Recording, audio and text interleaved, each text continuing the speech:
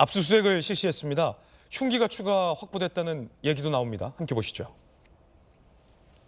어제 오후 부산경찰청 김씨 자택과 공인중개사 사무실 1시간여 동안 압수수색했는데 PC 노트북 과도 1개, 칼 가는 도구 2개가 확보됐다.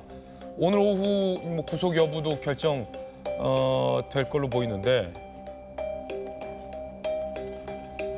범행 동기도 이 대표가 싫어서 범행을 저질렀다라는 얘기 나옵니다. 강력경사 출신의 박승배 변호사님, 네. 뭐 우발적이거나 그런 게 아니라 증오감이 있군요. 분명히 이재명 대표에 대한. 강력 사건이 발생하면 사건 범행을 계획한 때로부터 도구를 준비해서 현장에 이르기까지 각 단계를 상당히 구체적으로 재구성하게 됩니다. 그 과정에서 압수수색과 탐문 조사가 광범위하게 이루어지는데 그 외에도 평소 생활 모습, 가족 관계, 직장, 그리고 경제적 상황과 원한 관계, 혹여 평소 관심사가 무엇인지도 전반적으로 들여다보게 됩니다.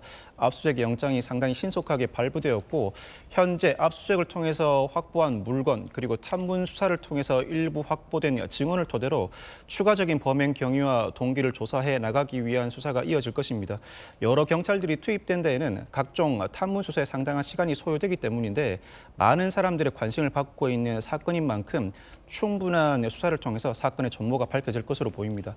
살인 미수죄가 적용될 만한 사안이었고 피의자 스스로가 고의를 인정하고 있는 이상 살인 미수죄 적용은 확실시되고 있습니다. 현행범 체포된 사안이라 통상 구속영장 신청을 했을 때는 그 바로 다음 날 영장 실질 심사가 이루어지는 만큼 오늘 영장 실질 심사를 거쳐서 구속 여부가 결정될 것 같습니다. 구속 가능성이 상당히 크게 제기되고 있고 앞서서 여러 가지 음모 중에 저 흉기와 관련된 논란도 있었습니다. 나무젓가락이다 아니다, 쇼다 아니다 이런 음모론적인 건데 수사 상황과 관련해서 흉기 부분도 상당히 준비를 치밀하게 했다는 대목이 나왔습니다. 함께 보시죠. 등산용 칼을 개조해서 범행을 저질렀다. 부산경찰청 수사본부 얘기입니다. 칼자루를 빼고 테이프로 감아서 잡기 편하게 개조했고 칼날은 A4 용지로 여러 겹싸서 숨기려 했다.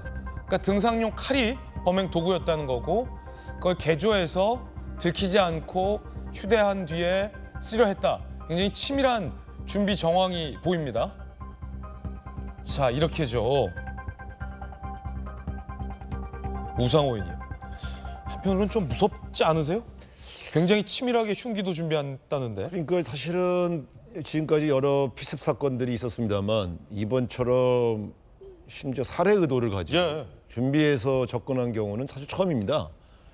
그러니까 저도 이제 현장에서 보면 정치하다 보면 유세를 하거나 일반 시민들을 만날 때 가능한 가까운 거리에서 대화를 하고 그리고 이제 또 그분들의 의견을 또 청취하다 보다 보면 밀접하게 사람들을 많이 만나게 되거든요. 서대문구 지역에서 뭐 주민들이랑 막걸리도 많이 마신 걸로 유명하잖아요. 그렇죠. 그러니까 정치인이 거리를 두면 그만큼 친밀감이 없기 때문에 지지를 받기 어렵고요. 또 정치인의 이 일상적인 업무 중에 하나가 경청하는 거 아닙니까? 그러면 가까운 데서 얘기를 들어야 되기 때문에 접촉이 많은데 저렇게 누군가 알 수 없는 사람이 갑자기 접근해서 갑자기 칼로 찌를 수 있다 이렇게 생각하면 그 정치 어떻게 무서워서 어떻게 하겠어요? 무섭죠. 그래서 이번에도 지지자를 가장해서 왔기 때문에 더 무방비 상태였고 현장에 있었던 동료 의원들 얘기를 자세히 들어봤거든요. 그랬더니 사인해달라고 하면서 이렇게 왔는데 그 사인해달라고 하는 사인 용지 밑에 칼을 숨겼다는 거예요. 아, 그래요? 그래서 사인 용지에 손을 얹으려고 할 때 갑자기 목을 찔렀다는 거죠. 그러니까 우리 입장에서 보면 내가 이 대표였으면 이건 꼼짝 못하고 당하겠네.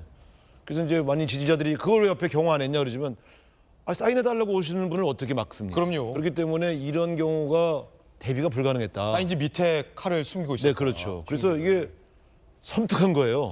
이게 누구라도 당할 수 있는 일인데 어떻게 하다가 이 대한민국이 이렇게까지 됐나? 그래서 상당히 저는 뭐 동료 의원들이 이틀 사이에 자주 만났는데 야 무섭다.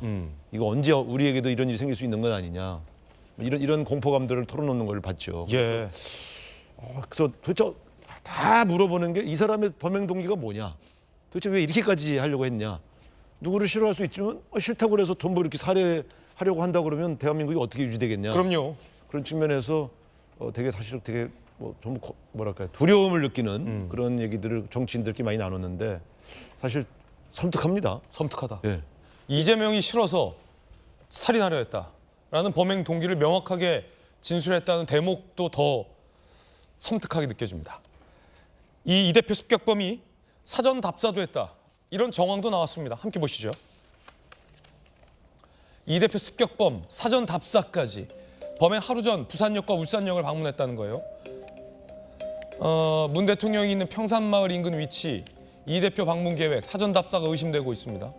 1번, 2번, 3번의 동선을 보면 이재명이 싫어서 범행을 저질렀다라는 이 피습범이 이 대표의 동선을 사전에 답사까지 했었던 건 아니냐, 이런 얘기도 나옵니다. 계획 범행이라는 거죠.